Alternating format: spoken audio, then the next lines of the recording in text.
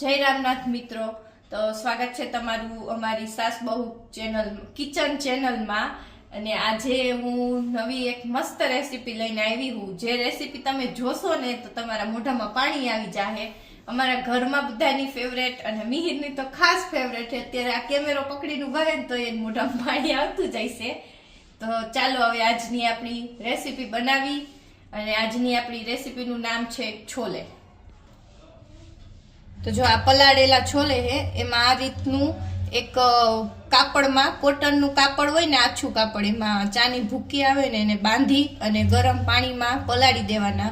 તો આ પલાળેલા છોલે હે હજી એને બાફવાના છે।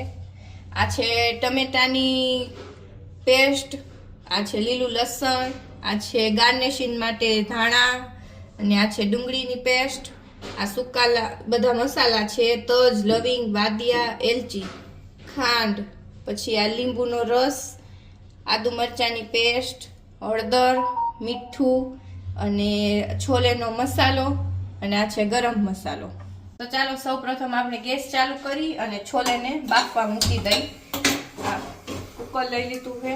હવે એમાં આપણે આ જે પાણીમાં પલાળેલા હોય ને એ જ પાણી સહિત જ આવી રીતના છોલે બાફવા મૂકી દેવાના। અને હવે એમાં આપણે મીઠું નાખી દેવું, થોડુંક મીઠું આમાં નાખવાનું અને થોડુંક આપણે હવે કુકર બંધ કરી દઈએ।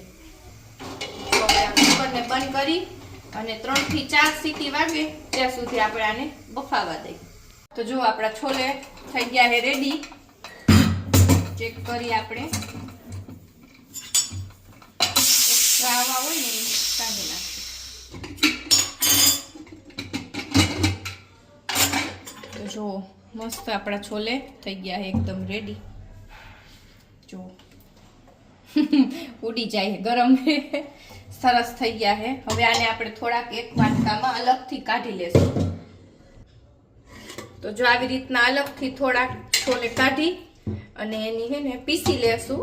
થોડાક આખા પાખા જેવા પીસી લેવાના, એટલે એને જે છોલેના શાકમાં નાખીને એટલે એનાથી ઘટ શાક થાય।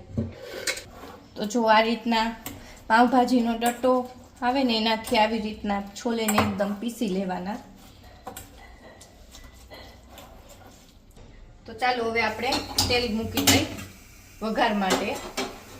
આમાં મેં ઓલરેડી 3 થી 4 પાવડા તેલ મૂકેલું જ હતું, એટલે મૂકી દીધું ગરમ થવા। તેલ ગરમ થાય પછી આપણે એનો વઘાર કરશું।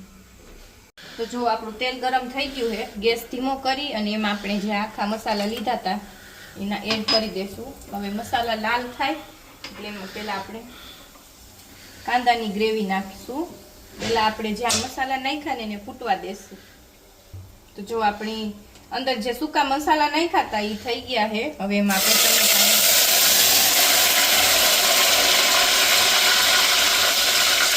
કાંદાની ગ્રેવી એડ કરી। કાંદાની ગ્રેવીને આપણે થોડીક લાલ થવા દેશું, પછી એમાં ટમેટાની ગ્રેવી નાખશું।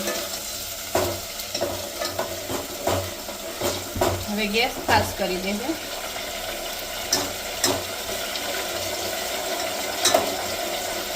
તો જો આપણી કાંદાની ગ્રેવી જે નાખી હતી એકદમ લાલ થઈ ગઈ છે। હવે એમાં આપણે ટમેટાની ગ્રેવી એડ કરશું। આ મેં 2 મોટી સાઈઝના કાંદાની ગ્રેવી કરી અને 2 મોટી સાઈઝના ટમેટાની ગ્રેવી કરી હતી। હવે એને એકદમ મિક્સ કરી દેવું બેને। અને આ શાકમાં થોડીક તેલની માત્રા છે થોડીક વધારે રાખવાની, કારણ કે આમાં તેલ થોડુંક વધારે જોઈએ। તો જો હવે આપણી ગ્રેવી ચડવા આવી છે। જો હવે આપણે એમાં બધા મસાલા એડ કરશું। સૌપ્રથમ એમાં આપણે થોડીક 1 ચમચી જેટલી હળદર નાખશું, મીઠું નાખશું। મીઠું તમારે તમારા સ્વાદ મુજબ નાખવાનું, આપણે ચણા બાફા હોય એમાં પણ નાખ્યું હોય। હવે એને મિક્સ કરી લેવું।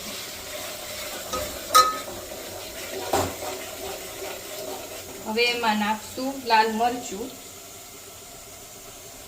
તીખાશ તમારે તમારા મુજબ નાખવાની, જેટલું તમે તીખું ખાતા હોય એ પ્રમાણે। તો જો મેં અહીંયા 2 ચમચી જેટલું લાલ મરચું નાખ્યું છે। હવે આને થોડીક વાર આપણે પાકવા દેશું। હવે એમાં આપણે થોડુંક લીલું લસણ નાખશું. અત્યારે શિયાળામાં લીલું લસણ બહુ સારું. જો લીલું લસણ, થોડી કાદુ મરચાંની પેસ્ટ નાખી, અને સૂકું લસણ પણ તમે નાખી શકો, પણ મેં અહીંયા લીલું લસણ નાખ્યું હતું એટલે સૂકા લસણનો કાંઈ યુઝ નથી કર્યો.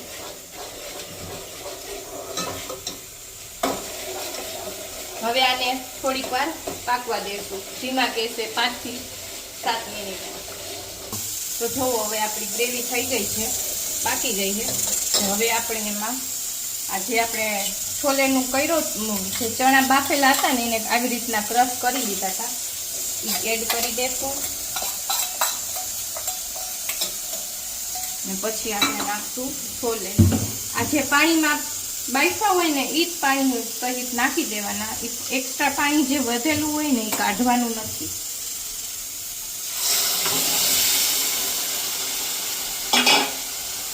મિક્સ કરી દેશું.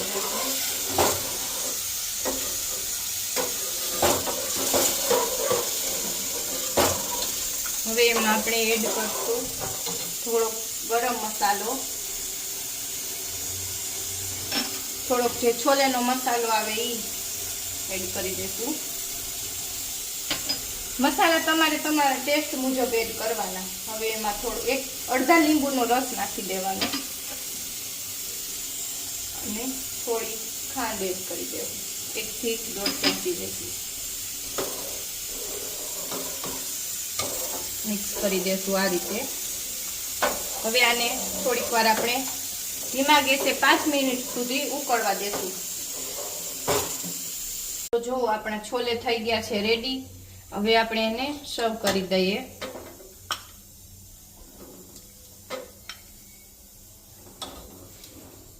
જો થઈ ગયા આપણા છોલે રેડી. હવે આપણે એમાં ઉપરથી ધાણા નાખી કરી દઈશું. જોવો થઈ ગયા આપણા છોલે રેડી.